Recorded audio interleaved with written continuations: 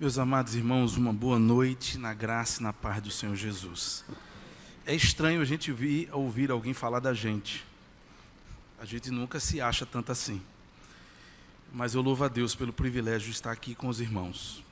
E nosso desejo de fato tem sido somente pedir ao Senhor que permita que a nossa existência, a nossa passagem nessa terra seja relevante e possa abençoar. Esse é o desejo que tem que ser de todos nós. Eu saúdo meus colegas aqui, muito obrigado, pastores, pelo convite. Vamos abrir a palavra do Senhor. Eu estou acompanhado da minha esposa, está ali. Dizem que atrás de um grande homem há sempre uma grande mulher, e ali há duas, porque está a esposa e a mãe. Então minha sogra é uma grande intercessora, são duas mulheres lindas. Lógico, eu escolhi casar com uma filha. Por favor, fiquem em pé as duas aí. A gata da minha sogra e a gatíssima da minha esposa. Ela não vai ficar de pé, porque eu mato ela de vergonha.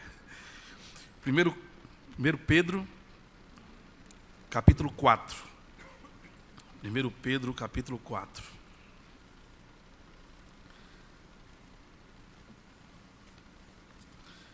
Quero parabenizar o Ministério de Missões. Que grande tema, que grande desafio. Como é bom ver igrejas preocupadas em abrir a visão e fazer mais pela cidade, pela Judeia, Samaria, até os confins.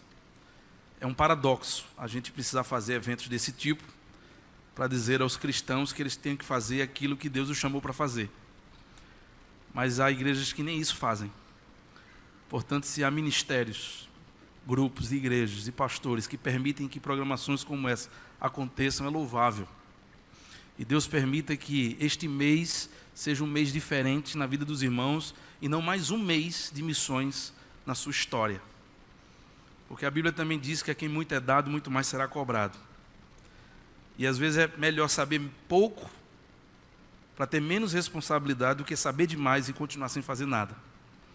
Minha oração é que os irmãos, de fato, saiam desse mês de agosto diferentes, desafiados. Eu só aceitei estar aqui com os irmãos porque eu acredito nessa possibilidade.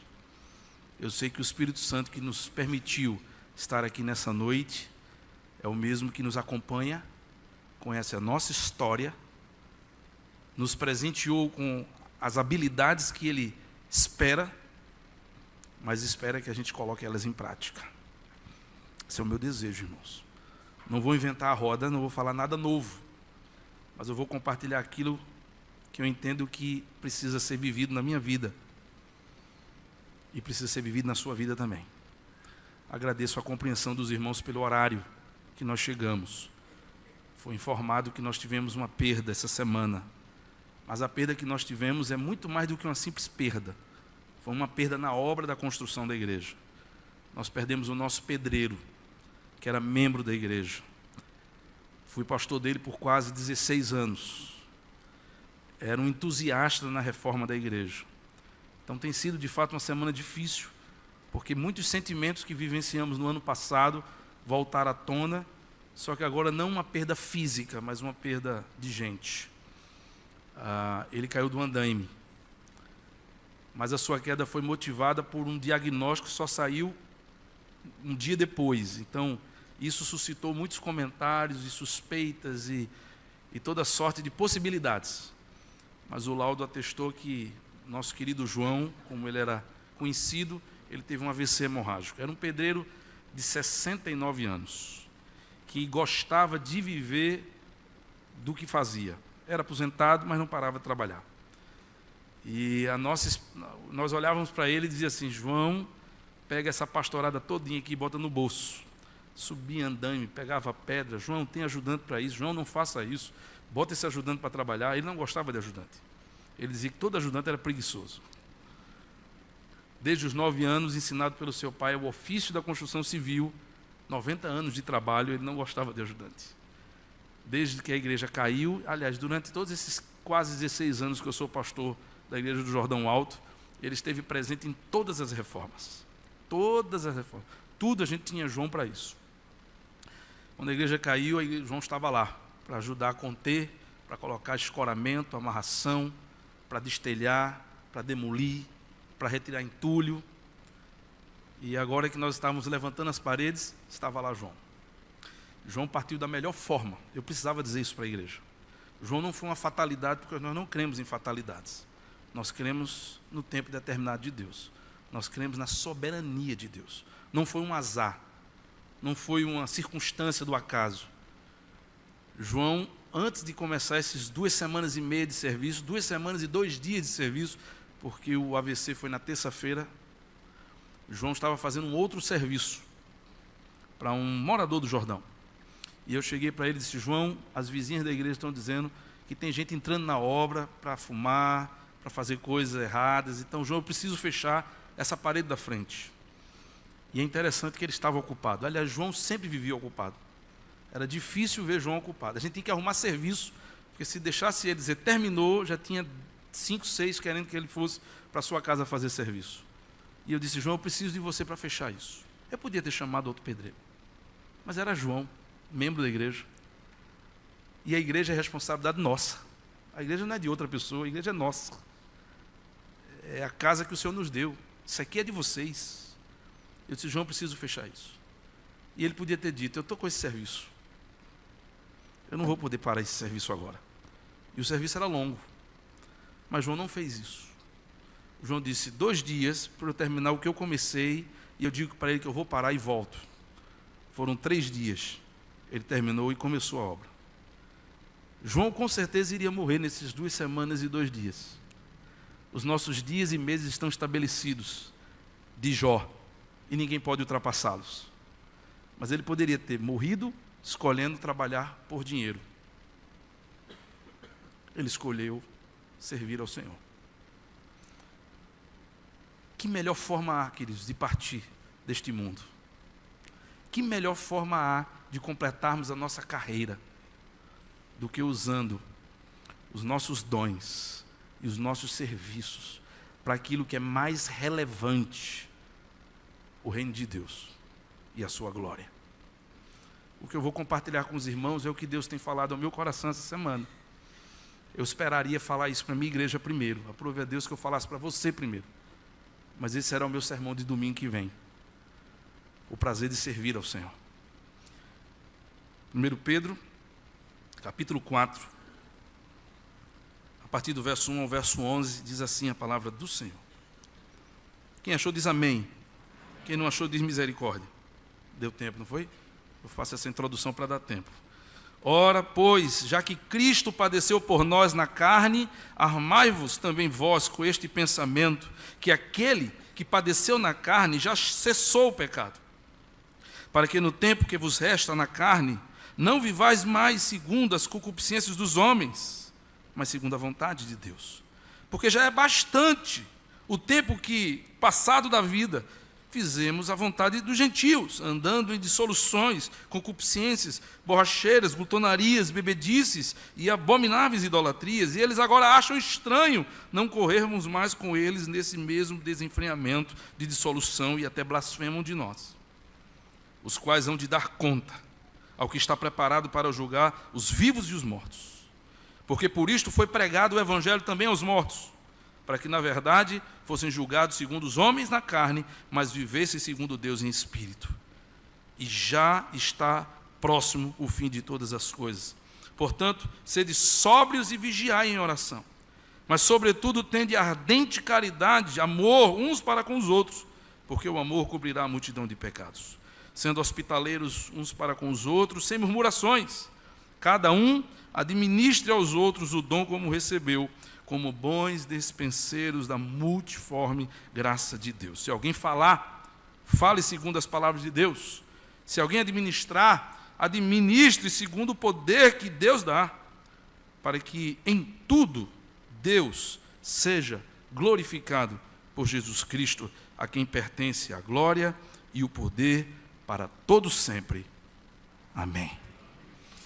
Estive pensando, irmãos, essa semana, mês de agosto, há uma figura da nossa história, e é o motivo de nós estarmos aqui, humanamente falando, que também cooperou para que eu pudesse refletir sobre esse momento, esta semana que nós estamos vivendo. Eu falo de Simonton.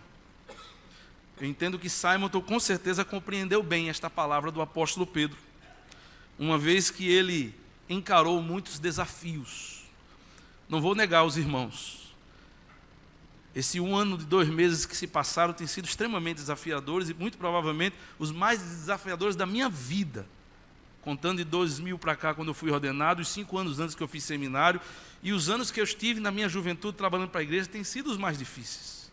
Cada situação que a gente vivencia, cada obstáculo, cada adversidade, a gente pensa muitas vezes, já fica calejado, desejando desistir, achando que não aguenta mais, achando que já deu o que tinha que dar, querendo passar o bastão para outra pessoa. E aí eu me lembro de Simonton, um jovem com pouco mais de 20 anos, 26 anos, que tinha um futuro, que tinha um sonho, que estudava para fazer o curso de Direito, talvez, quem sabe, o primeiro da sua família, e participando de uma programação missionária parecida como essa, se sente desafiado e decide abrir mão dos seus sonhos e aceitar o seu chamado e vai para o seminário. Simonton sabia o que era servir, irmãos. Ele sabia o que era fazer escolhas difíceis, mas escolhas certas que agradam a Deus. E Simonton, queridos, que teve um ministério tão curto no Brasil, chega no Brasil, tem todo aquele período de adaptação, vai enfrentar as enfermidades locais dos quais ele não tem imunidade. Mas em 10 anos, o homem fundou igreja, seminário, ordenou o primeiro pastor, fundou jornal, em 10 anos. Tem gente que passa uma vida inteira e não faz nada relevante. E ele praticamente só faz isso, incansável, uma disposição para servir ao Senhor. Mas a vida de Simonton nesses 10 anos não foi fácil. Ele enfrentou a perda da sua esposa.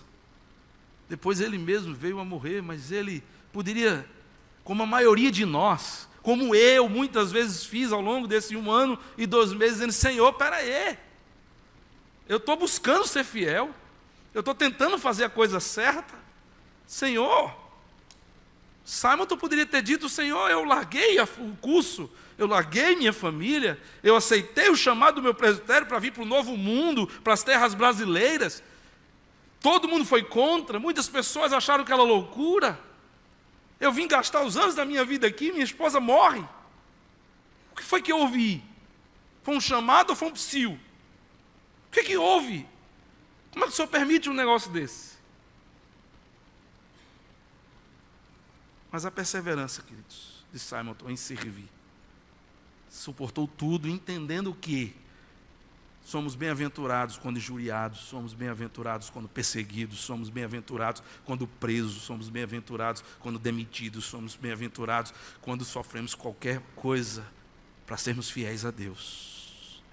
Isso não é tragédia, isso não é azar, isso não é castigo, é privilégio de quem serve, é privilégio de quem entende o que Pedro está chamando a igreja para fazer.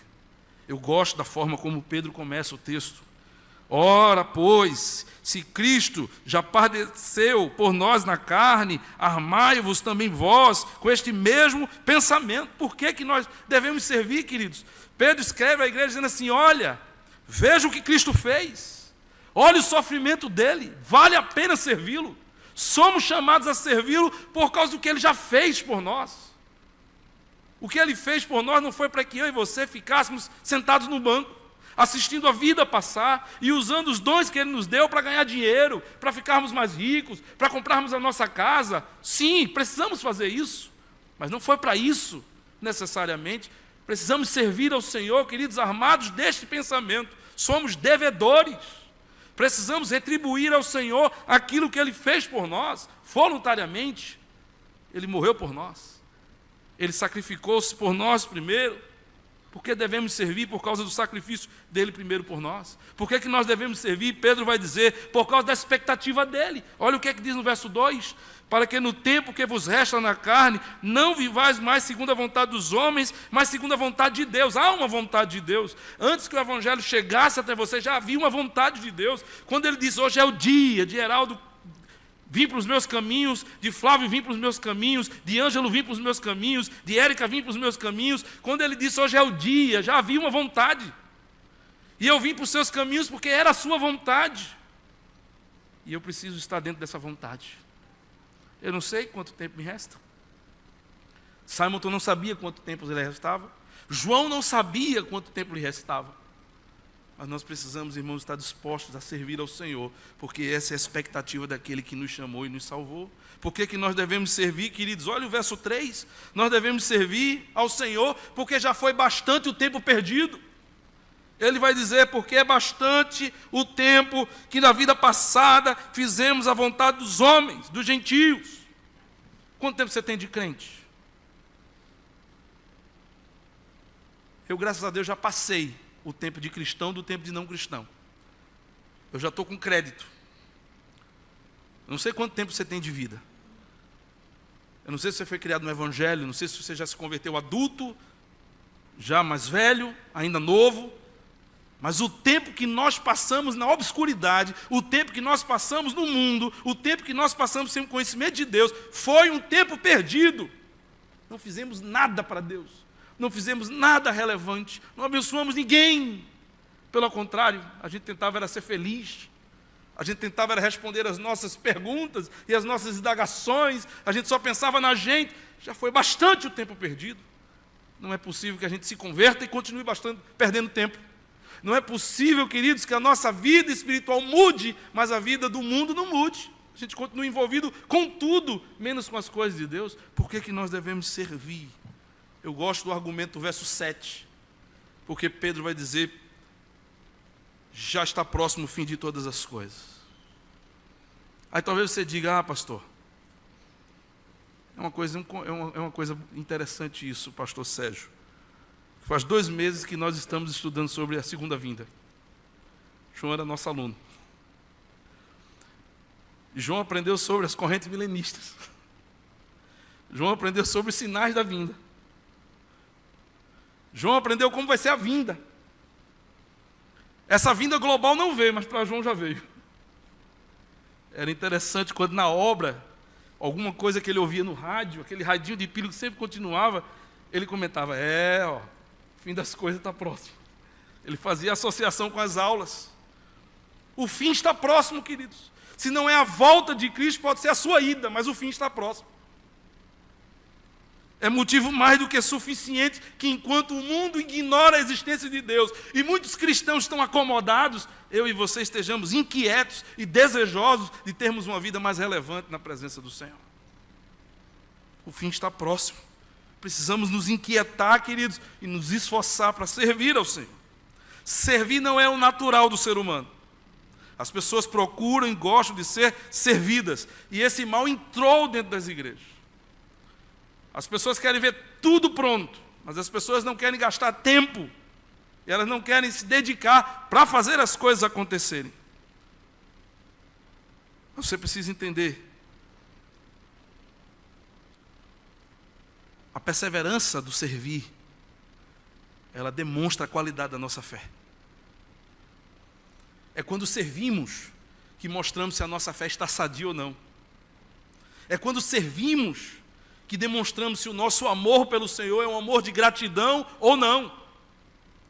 Nós não demonstramos o nosso amor quando cantamos ou quando trazemos as nossas ofertas, conquanto isso participe da nossa liturgia e faça parte da vida cristã, mas é quando nós servimos, irmãos, é quando nós nos doamos, é quando nós obedecemos, que nós estamos demonstrando a qualidade da nossa fé.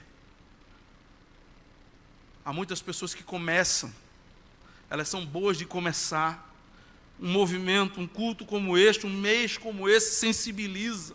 E ela termina o mês dizendo, Senhor, conte comigo. Mas a continuidade, ela para, ela esfria, ela se acomoda de novo, porque servir não é fácil. E Pedro disse que não é fácil. Pedro, quando escreve à igreja dizendo que nós precisávamos servir, ele também diz o que nós devemos esperar do serviço. Ele vai dizer, olha o que ele diz no verso 4. O que nós devemos esperar do serviço? Incompreensão. Verso 4, parte A, ele diz, e achando estranho não corredes com eles, mas no mesmo desenfreamento de dissolução. Incompreensão. Pedro diz, olha, agora que vocês não estão mais fazendo a mesma coisa, as pessoas olham para vocês com outros olhos. Vocês não são mais aqueles mesmos amigos, vocês não são mais aqueles mesmos companheiros de caminhada, vocês não são mais aqueles, vocês mudaram. Eles estão sentindo a diferença e não estão parabenizando muitas vezes. É impressionante que quando a gente vive na bebedeira, a gente é cheio de amigos. E quando a gente para com essa vida, a gente perde os amigos. Parece que as pessoas não gostam que a gente pare de fazer coisas que nos maltratam, que nos prejudicam, que desagradam a Deus. As pessoas nos rotulam, as pessoas nos criticam, elas nos desencorajam, incompreensão, acham estranho. As pessoas, sobretudo, muitos dentro da igreja, às vezes a pressão e o desincentivo surgem dentro da igreja. Elas não compreendem a disposição e o desejo de servir a Deus acima da média.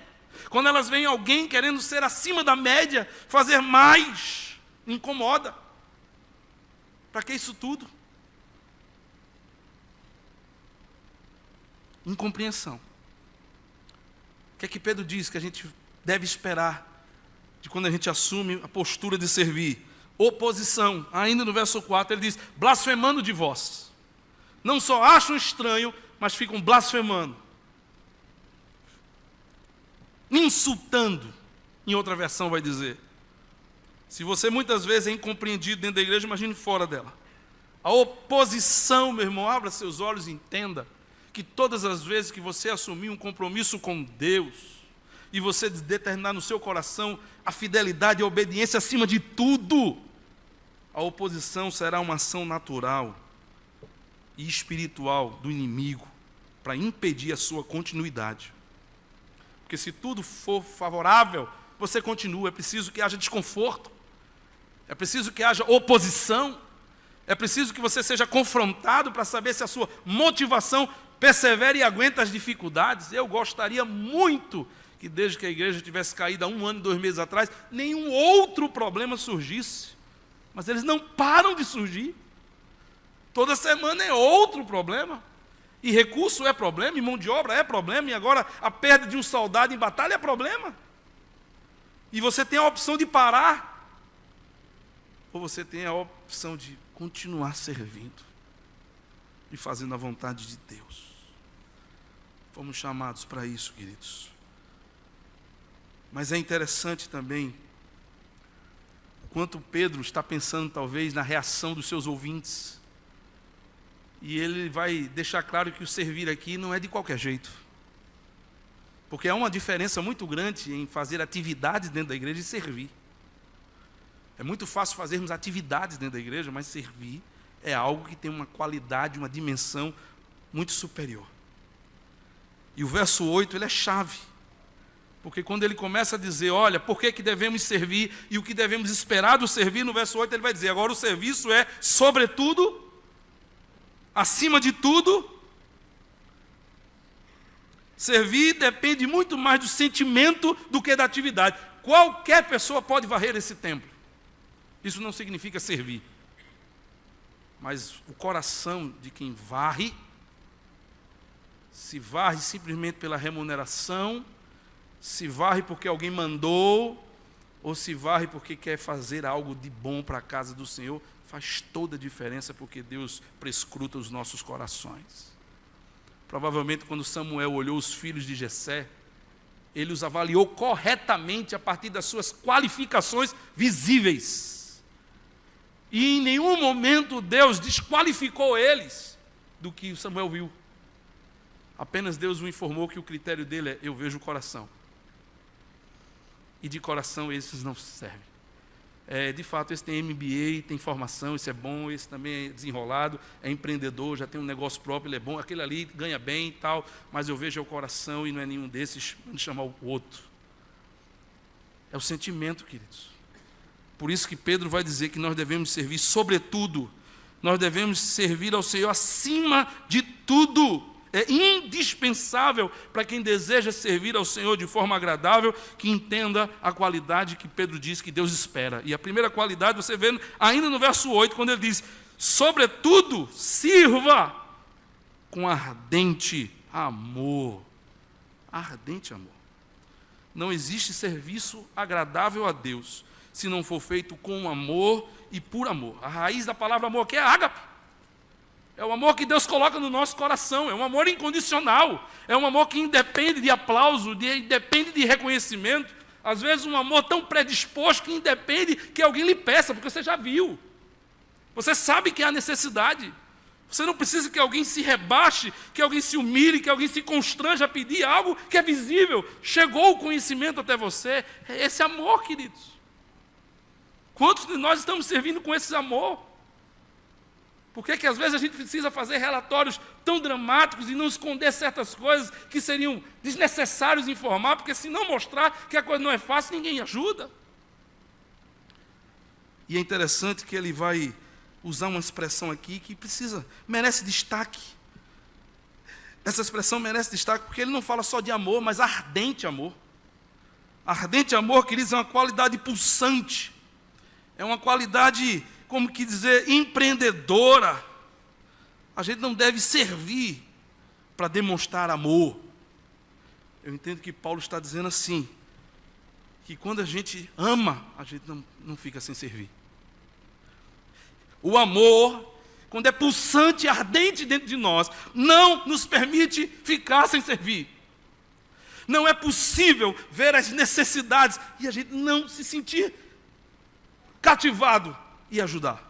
Não é possível ver pessoas dizendo precisamos e entrar por um ouvido e sair pelo outro, porque falta amor.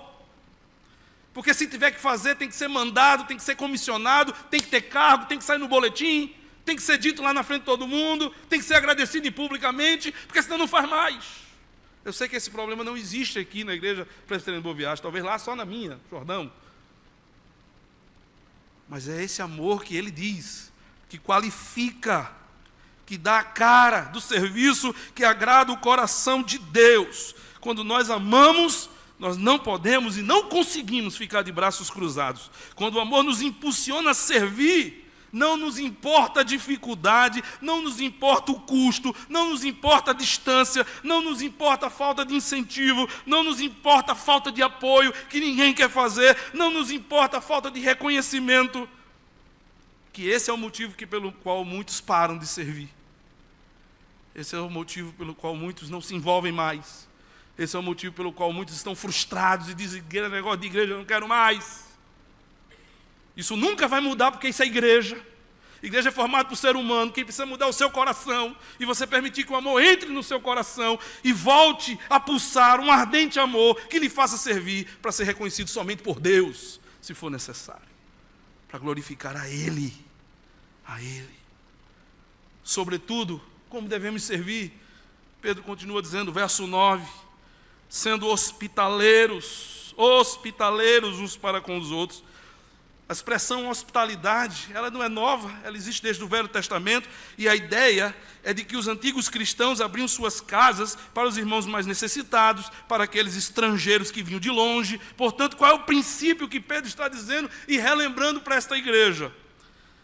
A ideia de servir, queridos, é a ideia de servir com o que você tem. Você não pode ser hospitaleiro abrindo a casa dos outros. Olha, tu está vindo para Recife, beleza. Pastor Sérgio, o senhor pode hospedar um amigo meu? Hospede você, a casa é sua. Quem tem que ser hospitaleiro é você. Não, pastor Sérgio, ele já é. A ideia, queridos, é a gente servir com o que tem, porque é fácil servir com o que é dos outros.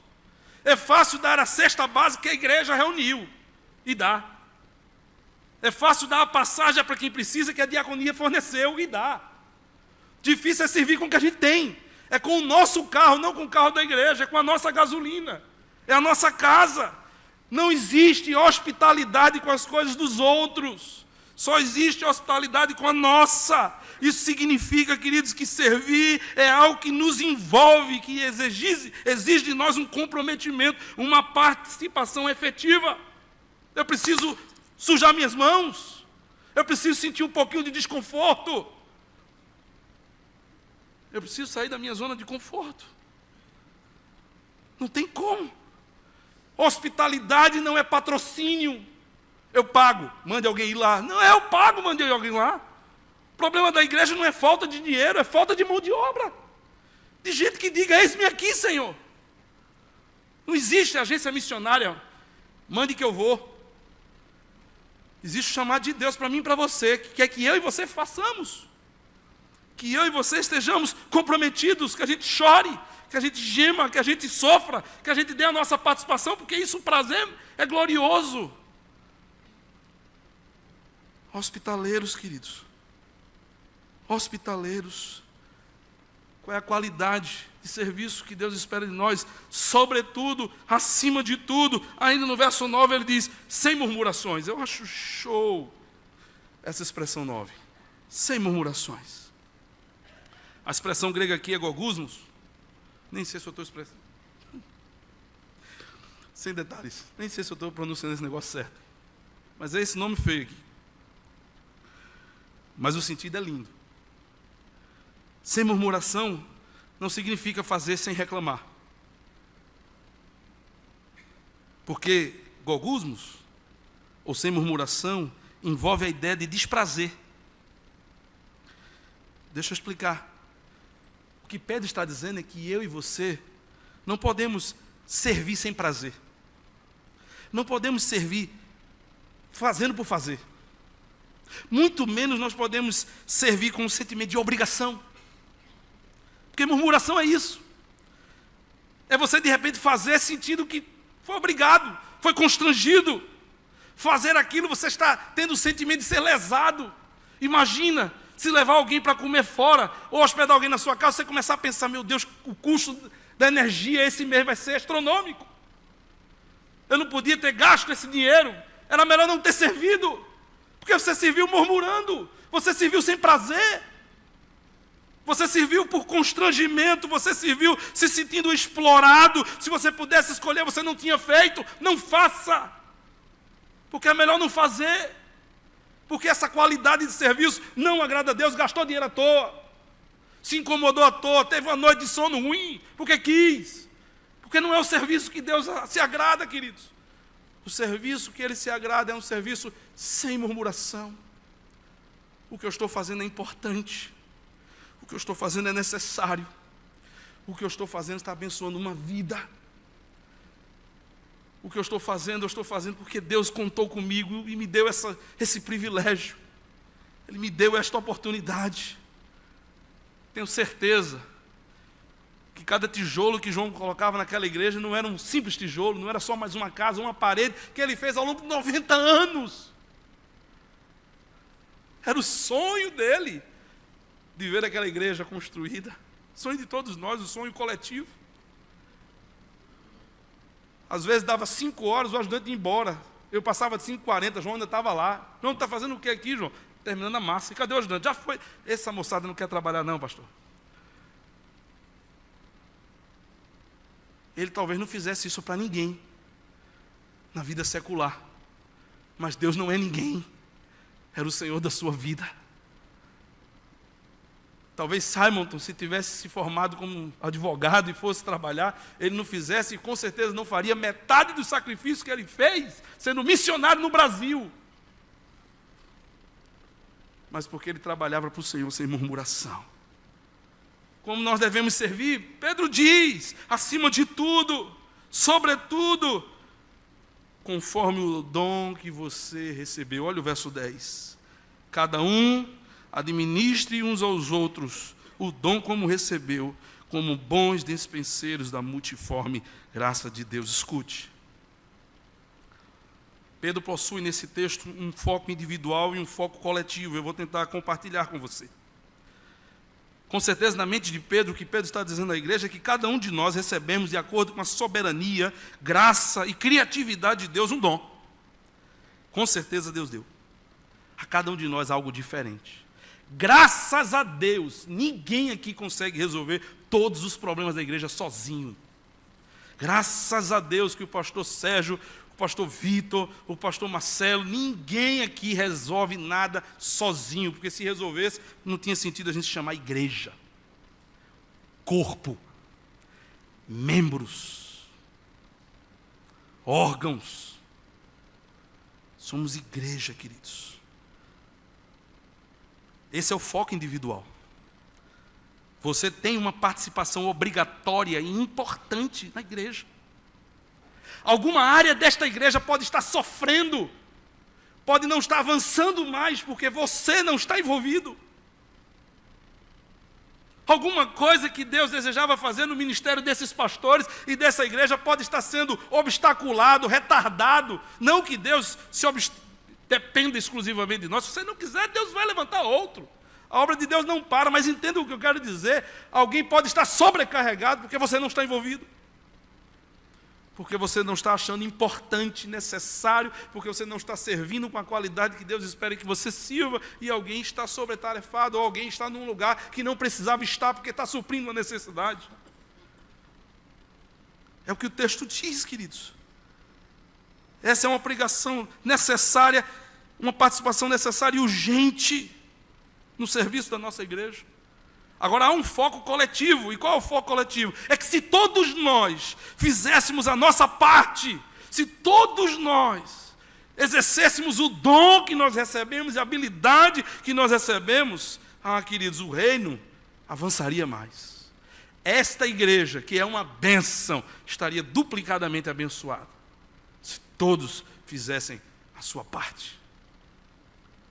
Se ela é abençoada porque alguns fazem, imagina se todos nós servíssemos com ardente amor, hospitalidade, sem murmuração e com o dom que nós recebemos. É isso. Com certeza o reino avançaria, a igreja se fortaleceria, campos missionários, o alvo que foi colocado, tudo isso seria multiplicado. E o inferno seria envergonhado.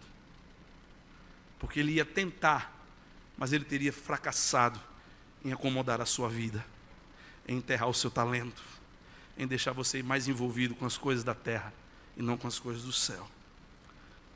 Pedro diz: cada um administre uns aos outros o dom como recebeu, como bons despenseiros da multiforme graça de Deus. Nós precisamos servir ao Senhor dentro da multiforme graça de Deus, direcionados pela multiforme graça de Deus. A palavra poiklos é um adjetivo grego usado para expressar para a gente essa forma diversificada de Deus agir em nossas vidas para cada necessidade que vai surgindo à nossa frente.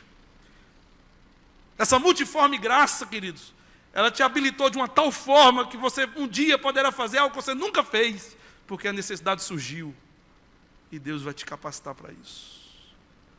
Servir de acordo com o dom que Ele nos deu. Caminhando para o fim, eu quero finalizar para você, destacar que este mandamento de servir, conforme Pedro declara, ele tem dois propósitos finais.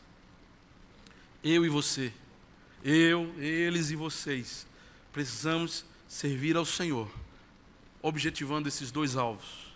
Primeiro alvo, verso 6, o nosso serviço deve possuir sempre um objetivo missionário, sempre. Eu não estou construindo uma igreja, reconstruindo uma igreja, para ter uma igreja, só para ter um lugar onde colocar crentes. Eu não estou reconstruindo uma igreja para ter o mesmo número que ela tinha antes. Tudo que a gente faz no reino, tudo que a gente faz para Deus, tem um foco missionário. Eu quero uma igreja maior. Porque a gente quer ter mais espaço para mais pessoas entrarem, para mais pessoas estarem ali dentro. Tudo tem um foco missionário, queridos. Ele diz assim, verso 6... porque por isso foi pregado o evangelho também aos mortos, para que na verdade fossem julgados segundo os homens na carne, mas vivessem segundo Deus em espírito. A expressão mortos aqui se refere à condição espiritual de mortos, que todos aqueles que não conhecem a Cristo ainda têm. É a condição espiritual dos homens. Qual é o objetivo do nosso serviço? Qual é o objetivo do exercício do nosso dom, aonde Deus colocou você, na empresa que você está, no serviço público que você está, na faculdade que você está, na igreja que você serve? Qual é o objetivo do nosso serviço? Se não, queridos, que o evangelho alcance aqueles que precisam ser alcançados, e eles possam viver para Deus, eles deixem de ser mortos e vivam para Deus.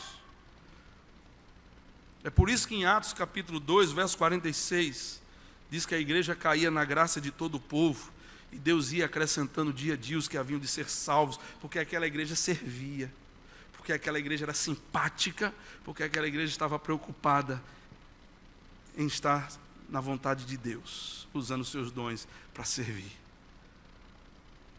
Segundo e último objetivo pelo qual nós devemos servir, queridos, não só com um objetivo missionário, mas, sobretudo, nosso alvo é glorificar a Deus.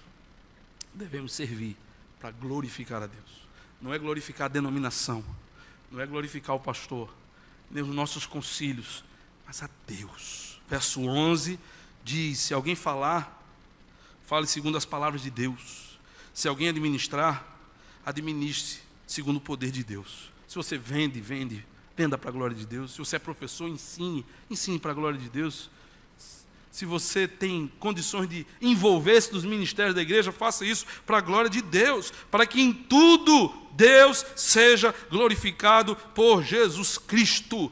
Tudo Deus seja glorificado por Jesus Cristo. Deus só é glorificado, irmãos, quando a sua vontade prevalece sobre a nossa. Deus só é glorificado quando, em vez de passar o bastão, a gente toma e corre a nossa jornada. Deus só é glorificado, irmãos, quando obedecemos e não rejeitamos tudo aquilo que vem às nossas mãos, mas o fazemos conforme a nossa força. Deus, queridos, é glorificado quando nós nos envolvemos com o que temos, com o que somos, sem procurar agradar ninguém, mas somente a Deus. Deus é glorificado quando nos mantemos fiéis. Quando as adversidades vêm, testam a nossa fé e a nossa capacidade humana, e a gente recorre a Deus e se fortalece, respira o fôlego, enxuga o suor e continua labutando para a glória do Senhor. Deus é glorificado quando deixamos que Ele apareça. Que Ele apareça. E é o que Deus deseja de cada um de nós. Você foi chamado para servir. Lembre o que Cristo já fez por você na cruz. Há uma expectativa de Deus para que no tempo que te resta, você esteja pronto a servir ao Senhor. Você não vai servir como eu sirvo. E ninguém aqui vai servir como Marcelo serve, porque se ele me chama de gigante, imagine ele que é lutador. Esse cara aqui é mais metralha do que eu. Porque ele já aguentou. Ninguém vai servir igual a ninguém. Você vai servir como Deus te habilitou a servir. O seu pouquinho, seu pão e peixe, é o suficiente para o milagre da multiplicação de Deus. Não é pouco. É o que Deus te deu. É 1 talento, é 2, é 5. Multiplique. Sirva. Vamos ficar de pé, queridos?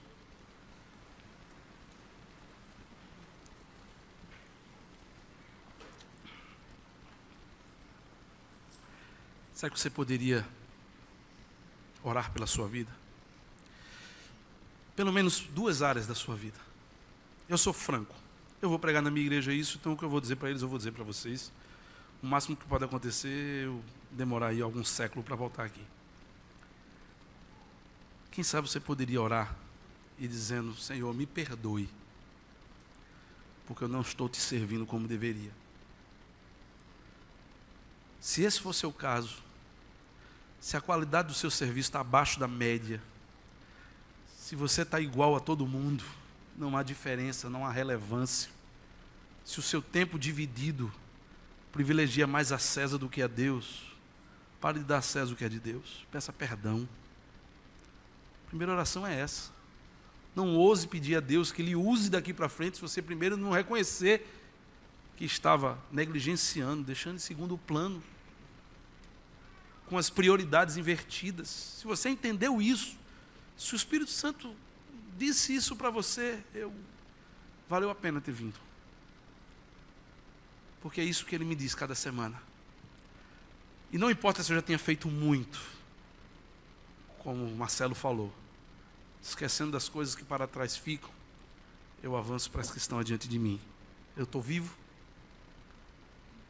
Só quem pode falar de obras passadas é João, porque ele não está mais vivo, mas eu estou vivo. Salomão fez muitas obras, mas parou, não está mais vivo, mas eu estou vivo. Enquanto eu estiver vivo, enquanto houver fôlego, eu quero servir ao Senhor. Eu quero fazer o bom uso dos meus recursos, do meu tempo, da minha saúde. Poderá um dia eu não ter mais isso, mas eu ainda estou vivo. Eu posso fazer muita coisa ainda. Se eu não estou fazendo, é uma ingratidão, é um pecado contra Deus. Eu estou errado. Eu preciso pedir perdão. E se você vai pedir perdão, aí depois você faz a segunda oração dizendo: Senhor, que eu não saia daqui do mesmo jeito. Que o Senhor me ajude a rever a minha agenda, meus investimentos, meu tempo. Que aqueles sonhos que estavam frustrados, guardados, que eu achava que era só na juventude, que hoje eu não posso fazer mais nada, o Senhor tire isso da minha cabeça, porque essa é uma mentira do diabo. E o Senhor me diga onde é que eu posso ainda ser útil. O que eu ainda posso fazer. Um grande pastor que eu tive na minha vida foi Ezequiel. Ezequiel Bezerra, ele terminou o seu ministério na 4ª Igreja Presbiteriana de Garanhuns. Quando eu era seminarista, eu passei um tempo na possibilidade das nossas congregações que nós havíamos implantado, a primeira igreja que eu havia implantado, a gente ser recebido pela igreja que era a congregação que o pastor Abner tinha implantado também no IPSEP. E nesse mês que ficamos aí estudando essa possibilidade de se juntar ou não, eu fui pastoreado por Ezequiel. Eu era simplesmente um seminarista que não tinha pastor, que dirigia uma congregação, e ele era um pastor que não tinha seminarista, então uniu a fome com a vontade de comer. Eu conheci esse homem, o coração dele, nos seus últimos dias de vida, com a sua doença degenerativa. Ele era levado para a igreja de cadeira de rodas. Mas uma coisa ele nunca interrompeu. Ele já não podia chegar muitas vezes no púlpito, ele já não podia fazer muitas coisas que ele fez durante toda a sua vida. Lembra disso, Flávio? Lembra? Mas uma coisa que ele fez até o último dia da sua vida, enquanto ele teve condições, ele nunca deixou de atender as pessoas no gabinete pastoral. Quem disse que você não pode fazer algo relevante, importante? Vá perguntar para as pessoas que entravam naquele gabinete com inúmeros problemas e viam um homem esperando apenas o dia do Senhor chegar com uma doença incurável, dizendo: descanse no Senhor. Vá dizer o que isso significa na cabeça dessas pessoas. Vá perguntar para elas se não valeu a pena conversar com Ezequiel. Quando Ezequiel já não pôde mais ir para a igreja, as pessoas iam para a sua casa. E ele, sentado no seu sofá, ele atendia as pessoas na sua casa. Quem disse que você não pode fazer coisas grandiosas para a glória do Senhor? Então peça isso. Peça perdão e diga: Senhor, me dê a oportunidade de ser útil e relevante, nem que seja na vida de alguém. Vamos orar? Não sei se o grupo louvor canta, mas fiquem à vontade, mas ore e depois eu vou finalizar com oração.